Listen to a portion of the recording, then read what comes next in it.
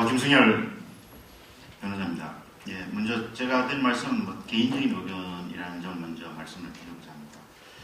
자, 발표자께서 잘 말씀을 하신 바와 마찬가지로 IP가 굉장히 중요하게 됨에 따라서 관련된 현안이 많이 있습니다. IP 검증이라든지 가치평가라든지 특히 글로벌 마켓에서의 어떤 모노타이제이션이라든지 그런 문제, 그 다음에 국내 시장, IP 시장 활성화, IP 전문 관리 회사를 육성한다든지 이런 부분에서 사인프라가 굉장히 중요한 건데, 그 중에서 지금 가장 중요한 부분은 신속, 그 다음에 정확, 경제적인 IP 관련 분쟁을 어떻게 효과적으로 해결할 것이냐는 부분이 가장 중요한 거로 보입니다.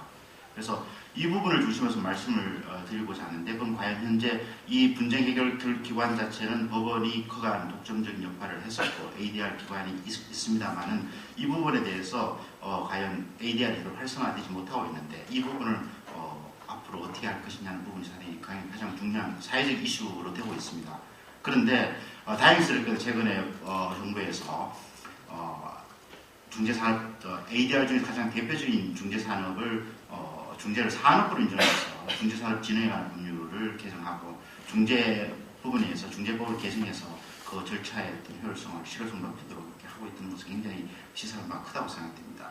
그럼에도 불구하고 ADR이 여전히 활성화되지 못하는 부분에서 과연 어떻게 이걸 활성화시킬 것이고, 그 다음에 디지털 시대에서 지금 아까 전에 발표자분께서 말씀하신 것처럼 지금 그 법률 영역에서도 그 온라인 그 리갈 서비스 프로바이더가 사실 굉장히 이슈가 되고 있습니다. 실제로 영역이 한 60%에서 한 70% 정도는 그쪽에 잠식을 하고 있는 그런 상황이고, 거기에 대한 규제 문제도 논란이 있습니다만, 어쨌거나 분쟁 해결 절차 자체에서도 온라인으로 해결되는 부분이 가장 필요하다고 보는데, 과연 그에 대한 도입 부분하고 그걸 과연 어떻게 활성화시킬 수 있을 것이냐는 것이 가장 큰 이슈로 되어 있습니다.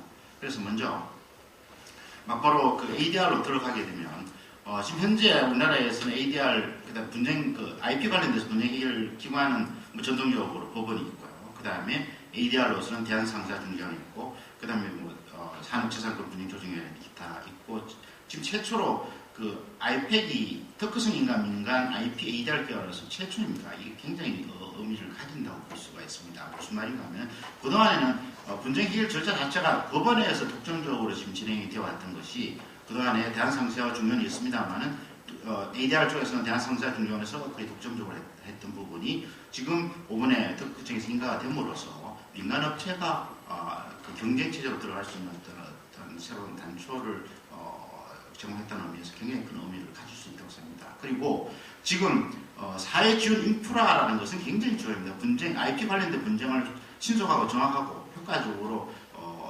경제적으로 해결할 수 있는 사회 제도 자체가 사실 국가의 경쟁을 높이는 것이고 국내 기업의 경쟁력을 높일 수 있다고 생각합니다.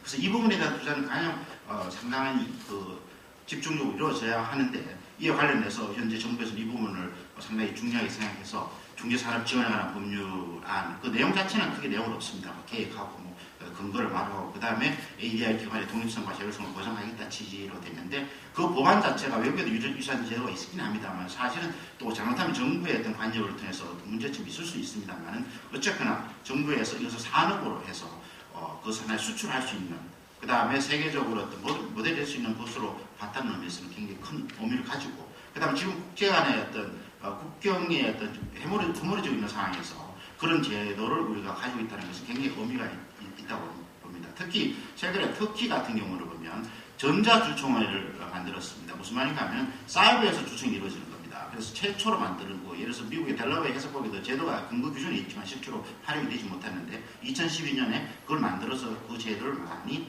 지금 상담을 하고 있는 그런 상황이 있습니다. 그런 측면에서 아시다시피 터키는 굉장히 지리적으로 국제교역이 많고 외국인 투자가 60% 이상이 됩니다. 상장기업에서. 그렇기 때문에 그에 대해서 수요를 사법 소비자의 수요에 대응해서 적극적으로 대응한 가장 대표적인 케이스라고 볼 수 있습니다. 그런 측면에서 저희들도 이 부분에서 좀 배울 점이 많다고 생각됩니다. 그래서 중재법도 근데 산업에서 인정하도 중재법 부분도 상당히 완화를 시켰습니다. 대상 부분도 옛날에 사법사회 분쟁이 한정되는 것을 더 확대시켜서 합의를 하시는 모든 분야를 확대를 시킨다든지 서면선도 완화시키고, 그 다음에 가처분이나 감류 같은 것도 중재판정에서 할 수 있도록 한다든지 여러 가지, 그 다음에 집행 절차도 간단하게 하는 그런 이점을 가지고 있습니다. 그러면 가장 큰 지금 현재 가장 핵심이 되는 것은 민간 IP ADR이 제대로 활성화되지 못하는데 이걸 어떻게 활성화할 것이냐. 기본적으로는 독점체제에서 경쟁체제로 들어갈 수밖에 없습니다. 전통적으로 법원이 분쟁 해결 기관의 독점적인 기관이었다가 ADR이 나와서 약간의 경쟁체제가 됐습니다만 ADR이 제대로 기능을 못함에 따라서 사실 여전히 아직까지 제대로 어떤 경쟁체제가 안 되어 있습니다만은 ADR 자체 역시 일부 소수밖에 없기 때문에 이 경쟁체제로 느낀다는 의미가 필요하고요. 또 그리고 미국에 같으면 제임스라고 해서 Judicial Arbitration and Mediation 서비스라고 해서 그 중재기관 자체가 미국의 전통적인 AA가 American Arbitration Association이라는 전통적인 ADR 기관이 있습니다만은 제임스는 영리기관입니다. 그래서 영리를 추구하는 즉 중재 해결이라는 어떤 분쟁 해결 자체를 하나의 산업을 보고 거기에 대한 서비스를 받고 그걸 해결해주는 그런 시스템으로 들어가고 있으니까 우리도 뭐 당장 받아들이면 어려울 수 있겠습니다만 그걸 적극적으로 검토할 필요는 있다고 생각되시고요. 그 다음에 분쟁 해결 접근 방법에 대해서 전통적으로 변호사나 뭐 이런 법률 전문가 쪽에서 과거의 어떤 잘못을 분쟁으로 해서 거기에 대해서 뭐 시시비를 가져서 어떤 결론을 냈다는 그런 시대는 아닌 것 같습니다. 분쟁 당사자 역시 하나의 서비스 수요자로서 분쟁 분쟁 시에 발생된 그 경제적 이해관계, 현재 시점의 경제적 이해관계를 어떻게 조정하는 차원으로서 분쟁 해결을 유도하는 쪽으로 지금 예를 들어 제임스 같은 데서는 하고 있습니다. 왜 영리법이니까 좀 더 발빠르게 움직이고 있다고 볼 수 있습니다.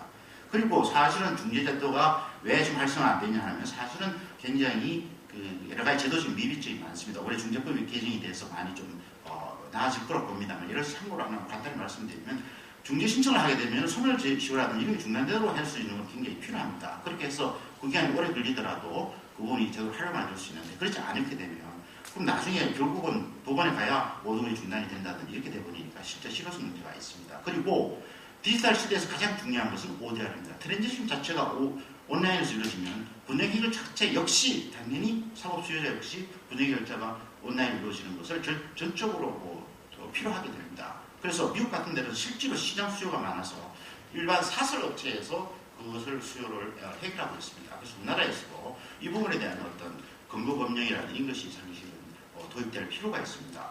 그리고 특히 ODR 분쟁 관련돼서 ODR과 적합한 것은 IP 관련돼서 저작권 같은 경우는 금액이 분쟁 금액이 비교적 적습니다. 우리나라 법정 손해금으로 이루어져 있고 그 다음에 굉장히 다수로 되어 있습니다. 그리고 기초적인 거래 자체가 온라인으로 이루어지기 때문에 그런 부분은 굉장히 ODR에 적합한 그 분쟁이라고 볼 수 있습니다. 그래서 그런 부분에서 적극적으로 도입할 필요가 있다고 생각하고요. 그리고 참고로 우리나라 전자분쟁조정위원회 같은 것은 세계적으로 거의 굉장한 수준으로 있습니다. 그래서 우리나라가 해외 회의라든지 갔을 때 전체적으로 전자정보부터 시작해서 굉장한 그 우수성을 인정을 받고 있고 의정부로도 활동하고 있는데 그런 부분에서 좀 더 이것이 제도적인 지원이 필요합니다. 예를 들어 컴퓨터 하나 바꾸는데도 거의 상당한 인식하게 되고 그에 대한 제대로 이해를 못하는 상황이니까 이것을 제대로 해서 정말 이것이 하나의 수출할 수까지 할 수 있는 그런 제도로 되는 것이 필요하지 않느냐. 저 아까 전에 말씀드린 것처럼 터키에서도 전자 외국하고 거래가 많고 외국인들이 많은 그런 그에서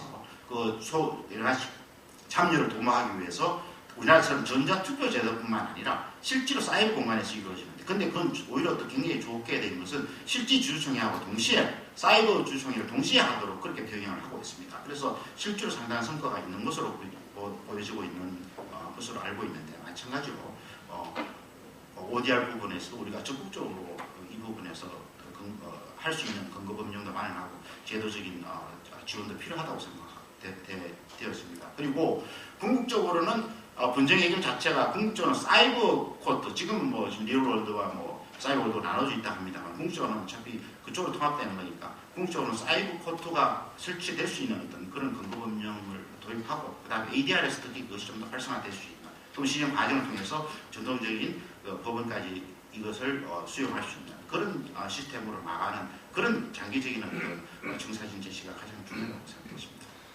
이상으로 마치겠습니다.